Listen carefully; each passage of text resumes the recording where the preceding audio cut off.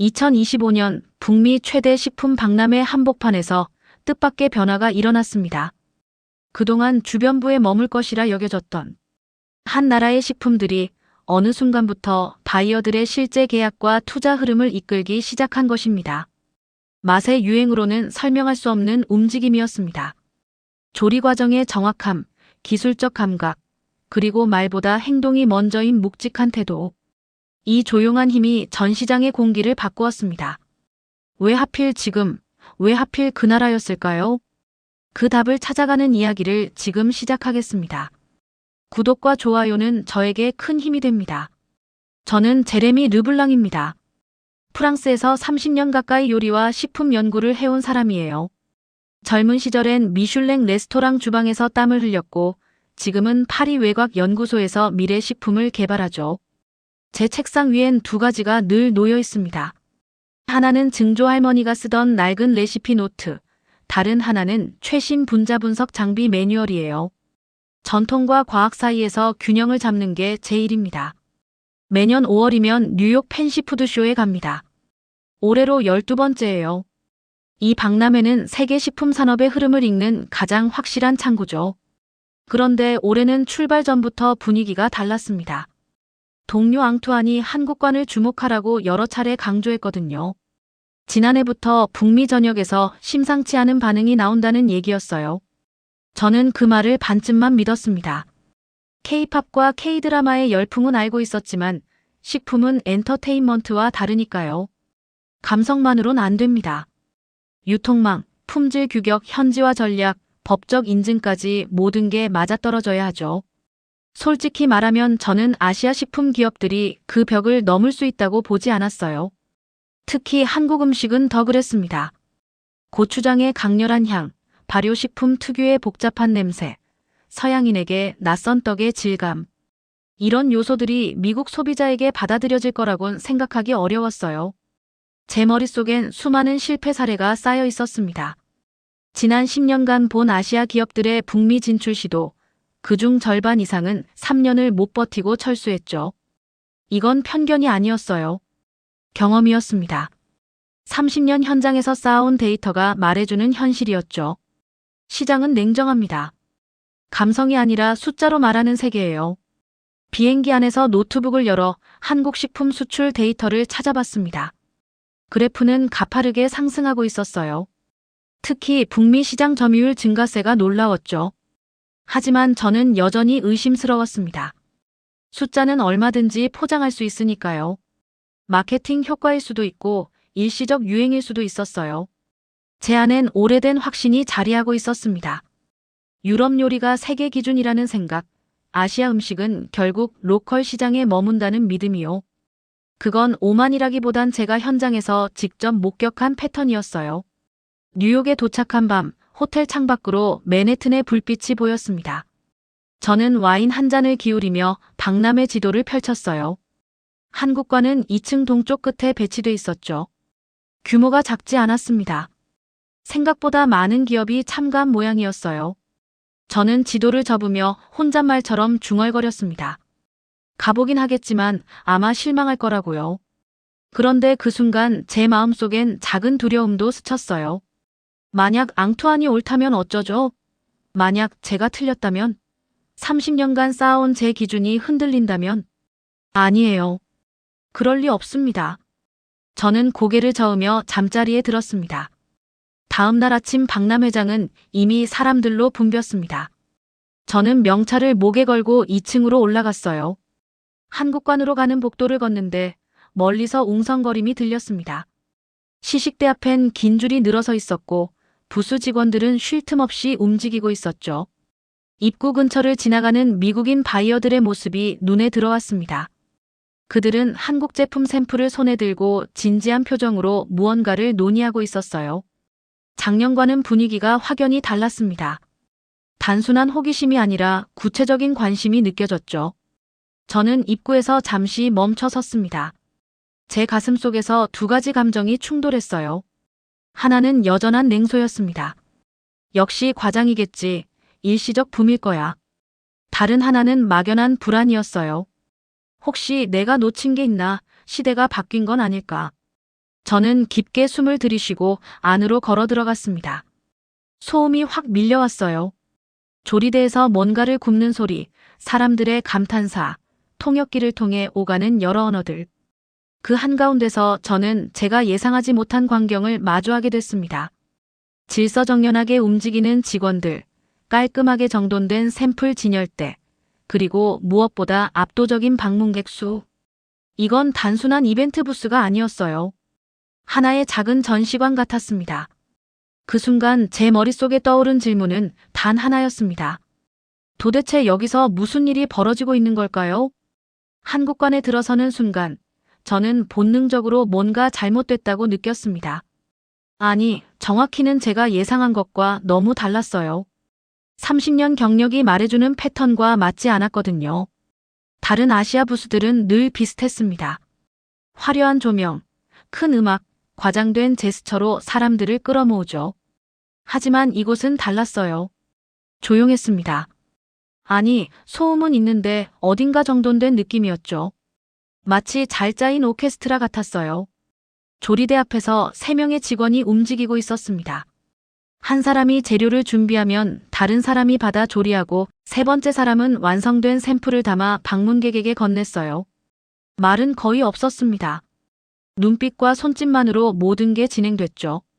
저는 그 장면을 보며 불편해졌습니다. 이건 제가 아는 아시아 식품 기업의 모습이 아니었어요. 너무 체계적이었고 너무 정밀했습니다. 마치 유럽의 고급 레스토랑 주방 같았죠. 아니, 어쩌면 그보다 더 효율적이었어요. 제 머릿속에서 경보가 울렸습니다.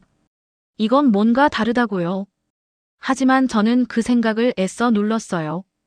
아직 판단하기엔 이르니까요. 겉모습만 보고 속단하는 건 연구자답지 않죠. 저는 제품 진열대로 걸어갔습니다. 식물성 만두, 기능성 음료, 유자 드레싱, 김치 소스. 라벨을 하나씩 읽어 내려가는데 점점 당혹스러워졌어요. 이 제품들은 한국 시장이 아니라 북미 시장을 겨냥하고 있었습니다. 저당, 고단백, 비건, 글루텐 프리. 미국 소비자가 지금 가장 원하는 키워드가 모두 들어있었죠. 불쾌했습니다. 솔직히 말하면 기분이 나빴어요. 저는 20년 넘게 유럽 식품이 어떻게 북미 시장을 공략하는지 연구해왔습니다. 그런데 한국 기업들은 그 과정을 건너뛴 것처럼 보였어요. 마치 누군가 답안지를 미리 본 것 같았죠. 저는 식물성 만두를 집어들었습니다. 겉면이 매끄러웠고 두께가 일정했어요. 단면을 보니 속재료가 고르게 분포돼 있었습니다. 이 정도 품질이라면 공장 자동화율이 상당히 높다는 의미예요. 동시에 레시피가 정밀하게 표준화돼 있다는 뜻이기도 하죠. 기능성 음료 라벨을 봤습니다. 비타민과 전해질 함량이 명시돼 있었고 당은 5g 이하였어요. 최근 미국에서 가장 빠르게 성장하는 카테고리가 바로 저당 기능성 음료입니다. 이들은 시장을 정확히 읽고 있었어요. 그때 유자 채소 드레싱이 눈에 들어왔습니다. 저는 샘플을 받아 냄새를 맡았어요. 감귤 계열의 상큼함과 채소의 신선함. 한 방울을 손등에 떨어뜨려 맛을 봤죠. 그 순간 저는 멈칫했습니다. 산미가 너무 정확했어요. pH 4.2에서 4.5 사이. 인간의 혀가 가장 상쾌하다고 느끼는 구간이었습니다. 이건 우연이 아니에요. 실험실에서 계산된 수치였죠. 저는 이 정도 정밀함을 유럽의 고급 식품 연구소에서만 봤습니다. 제 확신이 흔들렸습니다. 바로 그때였습니다. 옆에서 익숙한 억양의 영어가 들렸어요. 서구 바이어 2명이었습니다. 한 명이 한국 제품을 보며 말했습니다. 지금은 인기지만 결국 아시아 한정일 거라고요. 유행은 지나간다고요. 그 말을 듣는 순간 묘한 감정이 들었습니다.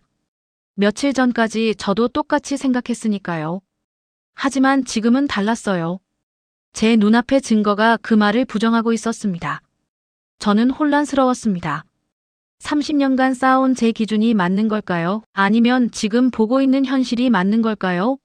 경험이 말하는 것과 눈이 보는 것 사이에서 저는 갈등했어요. 한국관을 나오며 저는 고개를 저었습니다. 아직 판단하기 이르다고요. 하나의 부스만 봤을 뿐이니까요.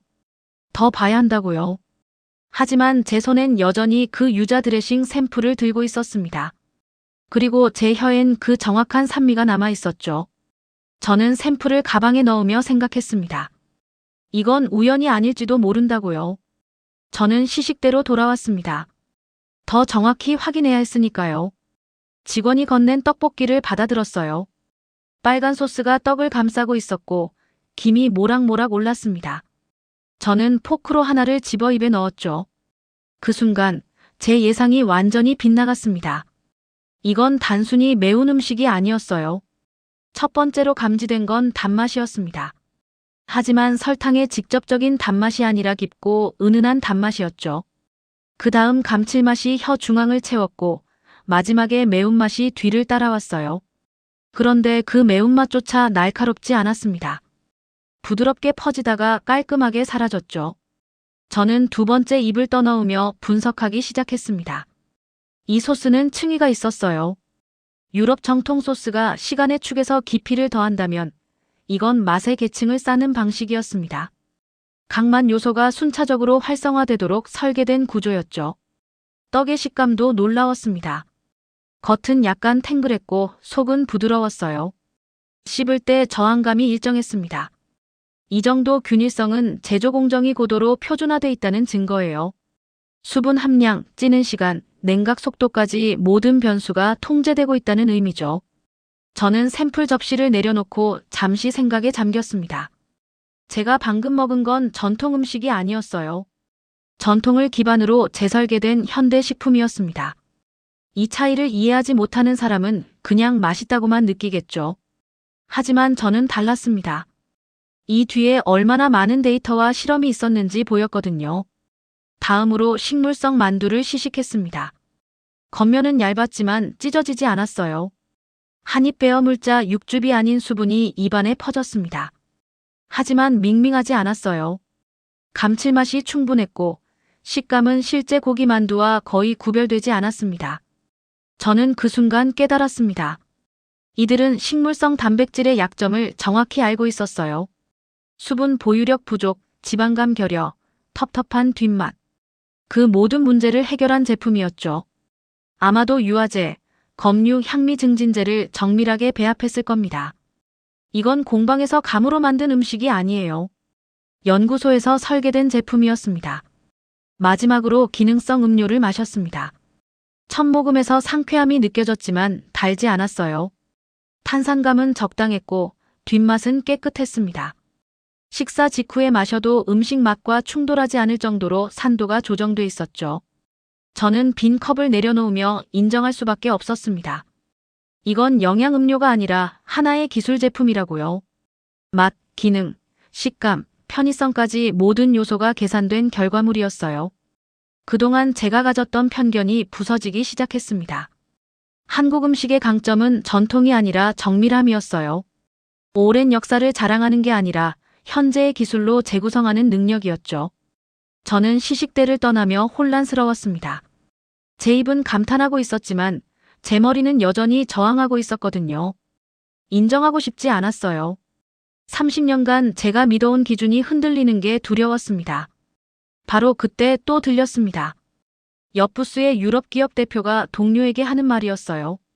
한국 제품은 그래도 유행일 뿐이라고, 오래 못 간다고. 저는 그 말을 들으며 제 안에 두 목소리가 싸우는 걸 느꼈습니다. 한쪽은 동의하고 싶어 했고 다른 쪽은 부정하고 싶어 했어요. 경험이 말하는 것과 현실이 보여주는 것 사이에서 저는 갈등했습니다. 하지만 제 혀는 거짓말하지 않았어요. 방금 먹은 음식들은 단순한 유행 상품이 아니었습니다. 정밀하게 설계된 미래 식품이었죠. 저는 다음 부스로 걸어가며 주머니 속 샘플들을 만졌습니다. 이것들을 실험실로 가져가 분석해야겠다고 생각했어요. 숫자로 확인해야만 제 혼란이 정리될 것 같았습니다. 하지만 이미 알고 있었습니다. 숫자는 제가 방금 느낀 것을 증명할 뿐이라는 걸요. 저는 한국관을 다시 천천히 둘러보기로 했습니다. 이번엔 맛이 아니라 구조를 보기 위해서였어요. 연구자의 눈으로 관찰하기 시작했죠. 첫 번째로 눈에 들어온 건 샘플 관리 방식이었습니다. 조리된 샘플은 일정한 온도로 유지되고 있었고 시간이 지나면 바로 폐기됐어요. 새 샘플로 교체되는 주기가 정확했습니다. 이건 단순한 위생관리가 아니에요. 품질 일관성을 유지하려는 시스템이었죠. 포장 샘플들도 마찬가지였습니다. 각 제품마다 영양성분표, 인증마크, 유통기한이 명확하게 표시돼 있었어요. 미국 FDA 기준을 완벽하게 따르고 있었습니다. 이 정도 준비는 하루아침에 되는 게 아니에요. 최소 1년 이상의 사전 준비가 필요한 수준이었죠. 저는 부스 뒤편으로 시선을 돌렸습니다. 조리 장비들이 깔끔하게 정돈돼 있었고 동선이 효율적으로 설계돼 있었어요.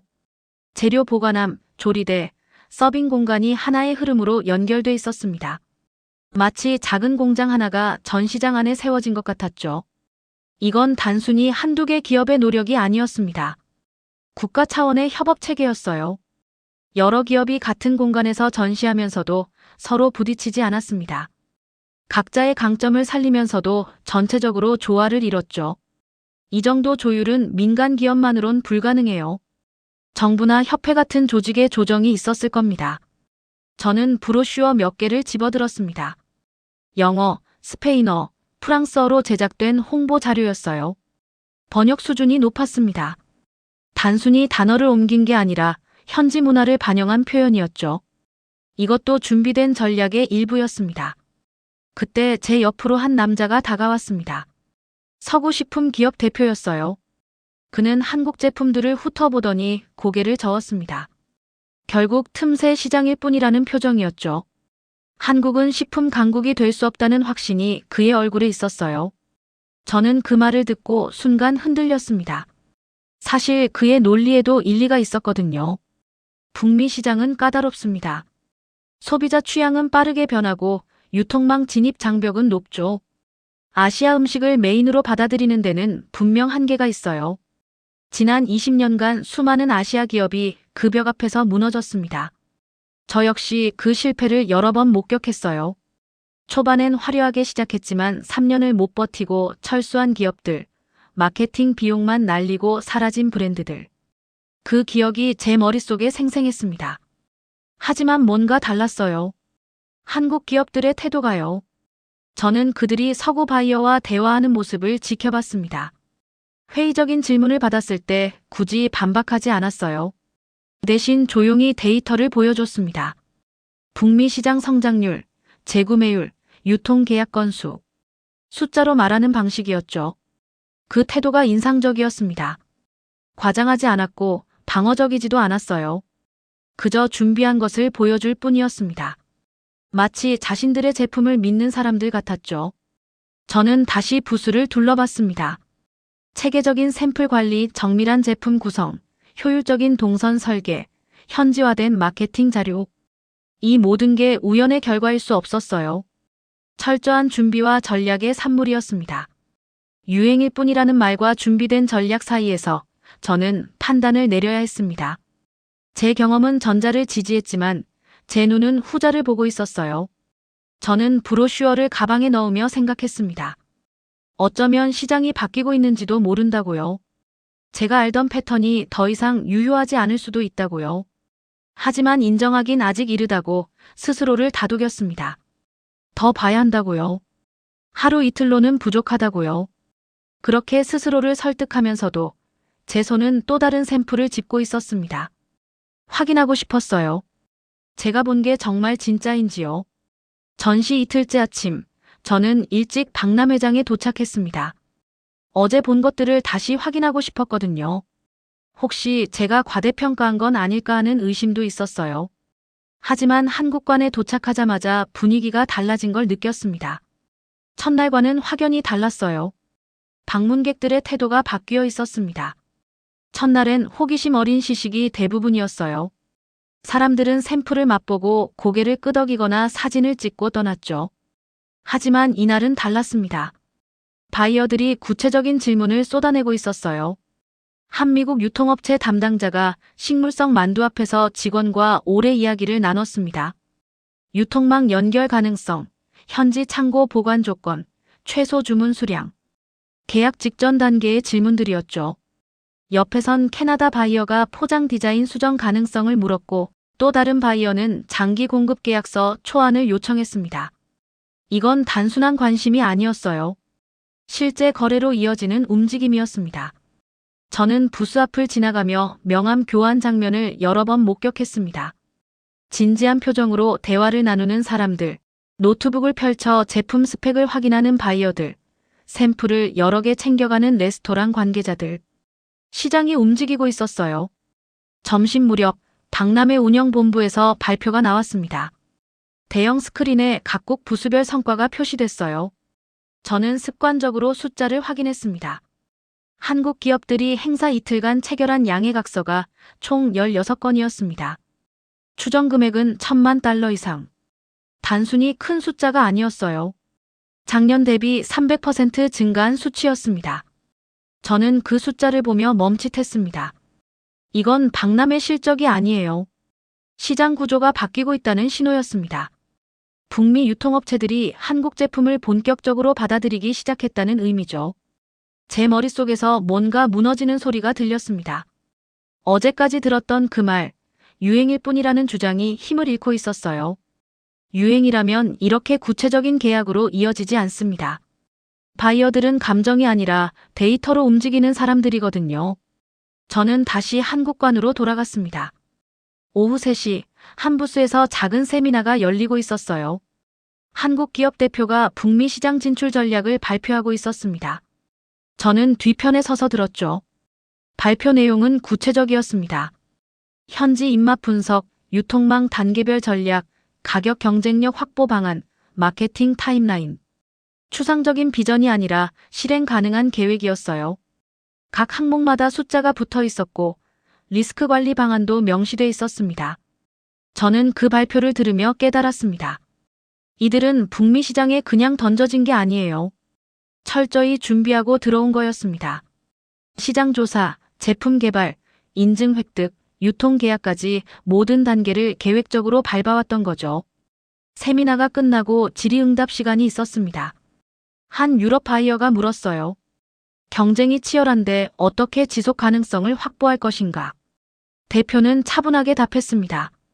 지속 가능성은 제품력에서 나온다고, 그리고 그 제품력은 기술 투자에서 나온다고요. 그 답변을 들으며 저는 고개를 끄덕였습니다. 맞는 말이었어요. 단기 마케팅이 아니라 장기 기술 투자. 그게 진짜 경쟁력의 원천이죠. 저는 세미나장을 나오며 혼란스러웠습니다. 어제까지만 해도 확신했던 제 판단이 흔들리고 있었거든요. 유행이 아니라 준비된 전략이라는 증거가 계속 쌓이고 있었어요. 복도를 걷는데 어제 봤던 그 서구 기업 대표가 보였습니다. 그는 조용히 한국 부스를 지나가고 있었어요. 어제처럼 회의적인 표정은 아니었습니다. 오히려 진지하게 뭔가를 생각하는 얼굴이었죠. 저는 그 모습을 보며 생각했습니다. 어쩌면 그도 저와 같은 혼란을 겪고 있는지 모른다고요. 경험이 말하는 것과 현실이 보여주는 것 사이에서요.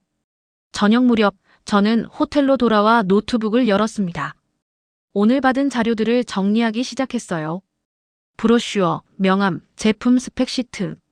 그 자료들을 보며 저는 인정할 수밖에 없었습니다. 시장이 움직이고 있다고요. 그리고 한국이 그 중심에 있다고요. 전시 사흘째, 저는 메인홀의 조리 시연 무대로 향했습니다.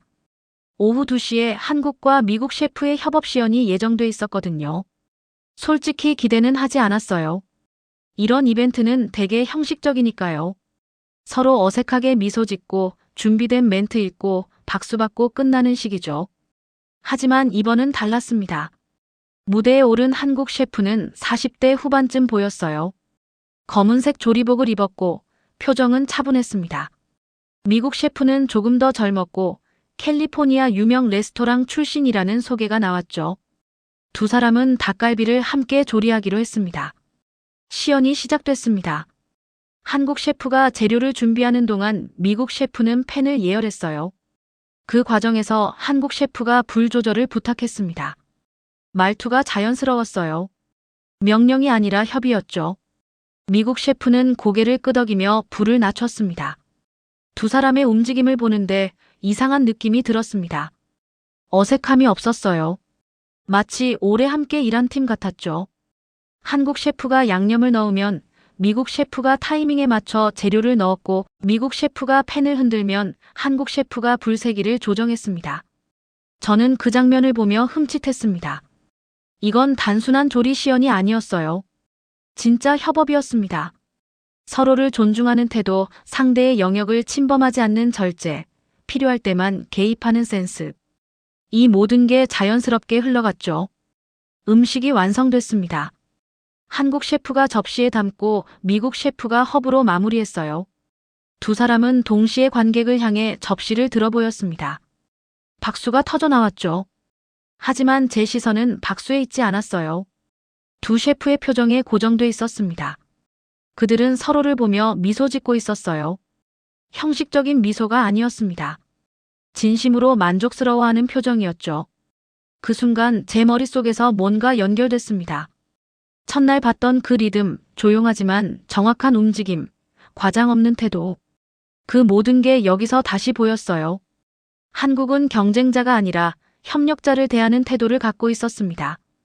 이건 음식의 문제가 아니었어요. 마인드의 문제였습니다. 저는 무대를 내려오는 두 셰프를 지켜봤습니다.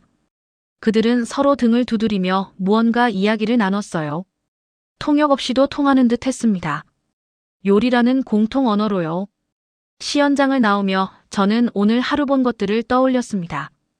바이어들과 대화하는 한국 기업 직원들, 질문에 답하는 세미나 발표자들, 샘플을 나눠주는 부스 직원들. 그 누구도 오만하지 않았어요. 자신들의 제품이 최고라고 주장하지 않았습니다. 그저 보여줄 뿐이었죠. 강한 주장 대신 협업, 자랑보다 실력, 과장보다 정확함.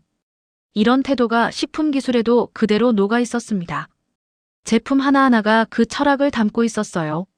화려하지 않지만 정밀하고 자극적이지 않지만 깊이 있고 복잡하지 않지만 완성도 높은 음식들이었죠. 저는 그때 조용히 인정했습니다. 한국은 이미 미래 식품의 언어를 알고 있다고요. 전통을 지키면서도 기술을 받아들이고 감성보다 데이터를 중시하면서도 인간적 리듬을 잃지 않는 균형. 이건 단순한 경쟁력 이상이었어요. 하나의 철학이었습니다. 제가 30년간 찾아 헤맸던 게 바로 이거였습니다. 전통과 혁신의 조화, 감성과 이성의 균형, 개인과 팀의 조율. 유럽 요리는 전통에 기대고 미국 식품은 기술에만 의존했죠. 하지만 한국은 둘을 동시에 잡고 있었어요. 저는 그날 이후 한국 제품을 평가할 때 기준을 바꿨습니다. 아시아 음식이라는 범주 대신 하나의 글로벌 솔루션으로 보기 시작했죠. 더 이상 지역 음식이 아니었어요. 세계 시장을 위한 설계였습니다. 저녁 무렵 호텔로 돌아오는 길, 저는 창밖을 바라보며 생각했습니다. 제 감정선이 완전히 바뀌었다고요. 의문에서 시작해 경의를 느꼈고 지금은 존경에 이르렀습니다. 인정하기 싫었어요. 30년 경력이 흔들리는 게 두려웠죠. 하지만 현실은 명확했습니다. 한국은 준비됐고 시장은 움직였고 저는 그 변화를 목격했습니다. 호텔방에 들어와 거울을 봤습니다. 거기엔 조금 지친 얼굴의 프랑스 연구자가 있었어요. 하지만 그 눈빛은 사흘 전과 달랐습니다. 더 이상 회의적이지 않았죠. 저는 혼잣말처럼 중얼거렸습니다. 배울 게 많겠다고요. 행사 마지막 날 아침, 저는 일찍 한국관을 찾았습니다. 전시가 끝나기 전에 한 번 더 보고 싶었거든요. 철수 준비가 시작되기 전 고요한 순간을 확인하고 싶었어요. 부스는 아직 조용했습니다. 직원 몇 명이 샘플을 준비하고 있었죠. 저는 입구에 서서 그 모습을 지켜봤습니다. 첫날 봤던 그 장면이 다시 떠올랐어요. 모두가 같은 흐름으로 움직이던 모습. 당시엔 단순한 조직력 정도로 생각했습니다. 잘 훈련된 팀이라고만 여겼죠. 하지만 지금 보니 그게 아니었어요. 그건 한국의 문화적 기반에서 나온 것이었습니다. 일을 할 때 과장하지 않는 태도, 맡은 역할을 묵묵히 수행하는 자세, 필요할 때는 말보다 행동으로 보여주는 방식. 그 모든 게 자연스럽게 배어 있었어요. 억지로 만들어진 게 아니라 원래부터 그랬던 것처럼요.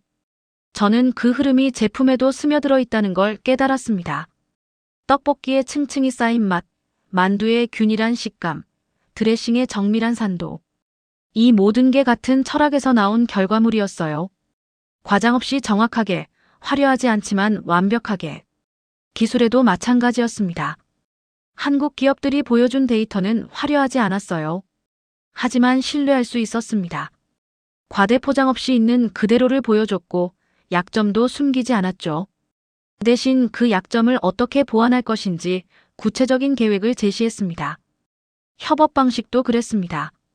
어제 본 조리 시연이 계속 생각났어요. 한국 셰프는 미국 셰프를 밀어내지 않았습니다.